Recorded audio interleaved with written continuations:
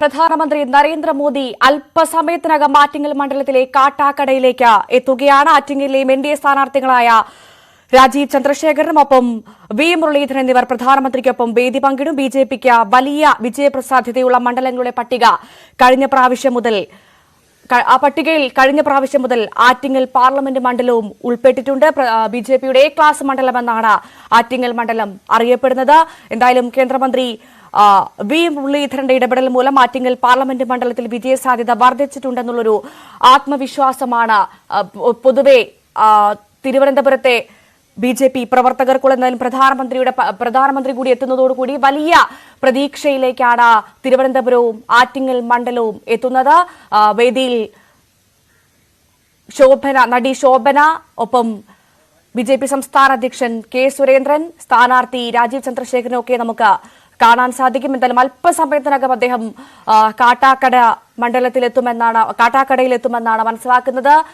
ഉടൻ തന്നെ പ്രധാനമന്ത്രി നരേന്ദ്രമോദി തിരുവനന്തപുരത്തെത്തും. അദ്ദേഹം തൃശൂരിൽ നിന്നാണ് തിരുവനന്തപുരത്തേക്ക് എത്തുന്നത്. അല്പസമയത്തിനകം പ്രധാനമന്ത്രി നരേന്ദ്രമോദി കാട്ടാക്കടയിലെത്തും. ഡാൻ കുര്യൻ വാർത്തയുടെ വിശദാംശങ്ങളുമായി ചേരും. ഡാൻ, ഏറ്റവും പ്രധാനം മോദിയുടെ ഗ്യാരണ്ടി എന്ന ഉറപ്പോടുകൂടി ബിജെപി പ്രവർത്തകർ പ്രചാരണത്തിന് ഇറങ്ങുമ്പോൾ ആ ഗ്യാരണ്ടി എത്രമാത്രം കേരളത്തിൽ പ്രത്യേകിച്ചും തിരുവനന്തപുരത്ത് ഫലം കാണും എന്നൊരു പ്രധാന ചോദ്യമുണ്ട്. എന്തായിരിക്കും പ്രധാനമന്ത്രി തിരുവനന്തപുരത്ത് പറയുക? കൊച്ചിയിൽ പ്രത്യേകിച്ചും തൃശൂരിൽ കടന്നാക്രമിച്ചതുപോലെയുള്ള പ്രധാന വിഷയങ്ങൾ അദ്ദേഹം ഇവിടെ സംസാരിക്കുമോ എന്നറിയാനായിരിക്കും ആകാംക്ഷയോടെ എല്ലാവരും കാത്തിരിക്കുന്നത്, അല്ലെ? സ്വാഭാവികമായി വന്ദേ ഭാരത് ട്രെയിനുകൾക്കൊക്കെ അപ്പുറത്തേക്ക് തിരുവനന്തപുരത്തിന് വേണ്ടി, പ്രത്യേകിച്ച് കേരളത്തിന് വേണ്ടി എന്താണ് മോദിയുടെ ഗ്യാരണ്ടി, അതിൽ എന്തൊക്കെ പുതിയ പദ്ധതികളാണ് ഉൾപ്പെട്ടിട്ടുള്ളത് തുടങ്ങിയ കാര്യങ്ങളൊക്കെ വലിയ ചോദ്യമായി ഉയരും. എനിക്ക് പിന്നിൽ ഒരു പക്ഷേ ആ ഹെലികോപ്റ്ററിലായിരിക്കാം അദ്ദേഹം ഉണ്ടായിരിക്കുക എന്ന് വേണം മനസ്സിലാക്കാൻ.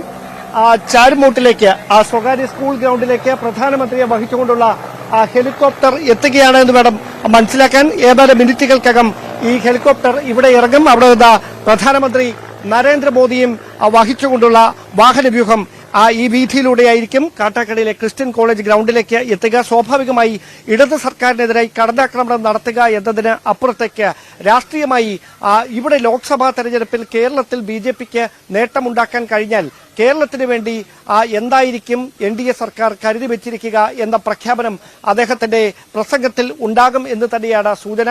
നേരത്തെ നടി ശോഭന നടത്തിയ പ്രസംഗത്തിലും അക്കാര്യങ്ങൾ നെയ്യാറ്റിൻകരയ്ക്ക് വേണ്ടി ഉൾപ്പെടെ കരുതി വെച്ചിരിക്കുന്ന വികസന പദ്ധതികളുടെ കാര്യങ്ങൾ എടുത്ത് പറഞ്ഞുകൊണ്ടായിരുന്നു ശോഭന ഉൾപ്പെടെ സംസാരിച്ചുകൊണ്ടിരുന്നത്. സ്വാഭാവികമായി പ്രധാനമന്ത്രിയുടെ ഓഫീസിൽ നിന്ന് നൽകിയിരിക്കുന്ന ഒരു മെസ്സേജിന്റെ അടിസ്ഥാനത്തിൽ തന്നെ ആയിരിക്കണം അത്തരം പ്രഖ്യാപനങ്ങൾ. പ്രത്യേകിച്ച് ലോക്സഭാ തെരഞ്ഞെടുപ്പിൽ നേട്ടമുണ്ടാക്കാൻ ആറ്റിങ്ങലിലും തിരുവനന്തപുരത്തും കഴിഞ്ഞാൽ വലിയ തരത്തിലുള്ള വികസന പദ്ധതികൾ തിരുവനന്തപുരത്തിന് വേണ്ടി കരുതി വെച്ചിട്ടുണ്ട് എന്ന തരത്തിലുള്ള പ്രഖ്യാപനങ്ങൾ ചലച്ചിത്ര താരം കൂടിയായ ശോഭന അതിന്റെ ആദ്യ സൂചനകൾ നൽകുമ്പോൾ പ്രധാനമന്ത്രി അദ്ദേഹത്തിന്റെ പ്രസംഗത്തിൽ കൂടുതൽ വികസന പദ്ധതികളെ സംബന്ധിച്ച വിശദാംശങ്ങൾ വെളിപ്പെടുത്തുമെന്ന് തന്നെ വേണം കരുതാൻ. രാഷ്ട്രീയമായ കടന്നാക്രമണങ്ങൾക്ക് അപ്പുറത്തേക്ക് കേരളത്തിലെ ജനങ്ങൾക്ക് വേണ്ടി സ്വാഭാവികമായി ഏറെക്കാലമായി ഈ രാഷ്ട്രീയമായി ഉന്നയിക്കുന്ന ഇടത് സർക്കാരിനെതിരെ ഉന്നയിക്കുന്ന ഒരു ആക്ഷേപമാണ് യുവാക്കൾ തൊഴിൽ തേടി വിദേശത്തേക്ക് കടന്നുപോകുന്ന ഒരു സാഹചര്യം വലിയ തോതിലുണ്ട് കേരളത്തിൽ. യുവാക്കൾക്ക് കേരളത്തിൽ തന്നെ തൊഴിൽ ചെയ്യുന്നതിന് വേണ്ടിയിട്ടുള്ള മികച്ച അവസരങ്ങൾ സൃഷ്ടിക്കുന്നതിന് വേണ്ടിയിട്ടുള്ള പദ്ധതികൾ ഈ പ്രഖ്യാപനങ്ങളിൽ പ്രധാനമായി ഇടം പിടിക്കും എന്ന് തന്നെ വേണം കരുതാൻ. എന്തായാലും മണിക്കൂറുകളായി കാത്തു നിൽക്കുകയാണ് ആയിരക്കണക്കിന് ബിജെപി പ്രവർത്തകർ. തിരുവനന്തപുരം ലോക്സഭാ മണ്ഡലത്തിൽ നിന്ന് മാത്രമുള്ളവരല്ല, അവർ ആറ്റിങ്ങൽ മണ്ഡലത്തിൽ നിന്നാണ്. തിരുവനന്തപുരത്തിന്റെ അതിർത്തി മേഖലകളിൽ നിന്നടക്കം കാട്ടാക്കടയുടെ തികച്ചും വളരെ ഗ്രാമീണമായ മേഖലകളിൽ നിന്ന് ഉൾപ്പെടെയുള്ള നൂറുകണക്കിന് ആളുകളാണ് പ്രധാനമന്ത്രി നരേന്ദ്രമോദി ഒരു നോക്ക് കാണുന്നതിന് വേണ്ടി ഈ റോഡിന് ലാപ്പിൽ പ്രധാനമന്ത്രി വീണ്ടും കേരളത്തിലേക്ക് എത്തുമ്പോൾ എത്രമാത്രം വലിയ ആത്മവിശ്വാസമാണ് ബിജെപി പ്രവർത്തകർക്കുള്ളത്? അദ്ദേഹത്തിന്റെ ഈ സന്ദർശനം ഏതു വിധത്തിൽ ഗുണമാകുമെന്നാണ് ബിജെപി പ്രവർത്തകർ വിശ്വസിക്കുന്നത്?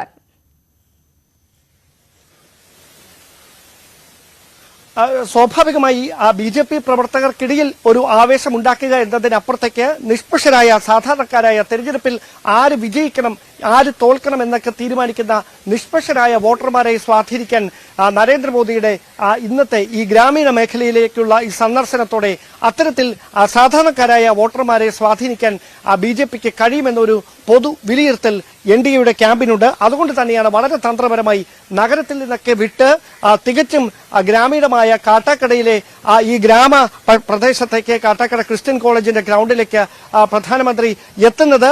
അത് സ്വാഭാവികമായി അദ്ദേഹത്തിന്റെ വാഹനവ്യൂഹം ഇവിടേക്ക് എത്തുകയാണ്. പ്രധാനമന്ത്രി നരേന്ദ്രമോദിയെ വഹിച്ചുകൊണ്ടുള്ള വാഹനവ്യൂഹം ഈ വീതിയിലൂടെ കടന്നു വരികയാണ്. അതിന് മുന്നോടിയായി ഉന്നത പോലീസ് ഉദ്യോഗസ്ഥരുടെ പൈലറ്റ് വാഹനങ്ങൾ കാട്ടാക്കട ക്രിസ്ത്യൻ കോളേജ് ലക്ഷ്യമാക്കി മുമ്പോട്ട് പോവുകയാണ്. തിരുവനന്തപുരം റേഞ്ച് ഡിഐജി ഉൾപ്പെടെയുള്ള ഉദ്യോഗസ്ഥരാണ് വാഹനത്തിന് പൈലറ്റായി മുമ്പിൽ പോകുന്നത്. അതിന് പിന്നാലെ സ്പെഷ്യൽ പ്രൊട്ടക്ഷൻ ഗ്രൂപ്പിന്റെ സുരക്ഷാ സംവിധാനങ്ങൾക്ക് നടുവിൽ ഇന്ത്യൻ പ്രധാനമന്ത്രി നരേന്ദ്രമോദി കാട്ടാക്കട ക്രിസ്ത്യൻ കോളേജ് ഗ്രൗണ്ടിലേക്ക് തെരഞ്ഞെടുപ്പ് പ്രചാരണ പരിപാടികളുടെ ഭാഗമായി ഈ രണ്ട് മണ്ഡലങ്ങളിൽ, പ്രത്യേകിച്ച് ആറ്റിങ്ങൽ ലോക്സഭാ മണ്ഡലത്തിൽ കേന്ദ്രമന്ത്രി കൂടിയായ വി മുരളീധരൻ മത്സരിക്കുന്ന ആറ്റിങ്ങലിലെ വോട്ടർമാരെ കൃത്യമായി കണ്ട് വി മുരളീധരന് വേണ്ടി വോട്ട് ചോദിക്കാൻ പ്രധാനമന്ത്രി എത്തുന്നു. അതോടൊപ്പമാണ് തിരുവനന്തപുരം ലോക്സഭാ മണ്ഡലത്തിലെ സ്ഥാനാർത്ഥിയായ രാജീവ് ചന്ദ്രശേഖറിന് വേണ്ടി കൂടി അദ്ദേഹം വോട്ട് തേടുന്നത്. എന്തായാലും തിരുവനന്തപുരം റേഞ്ച് ഡിഐജി ആർ നിശാന്തിനിയുടെ നേതൃത്വത്തിൽ എനിക്ക് തൊട്ടുപിന്നിൽ പോലീസിന്റെ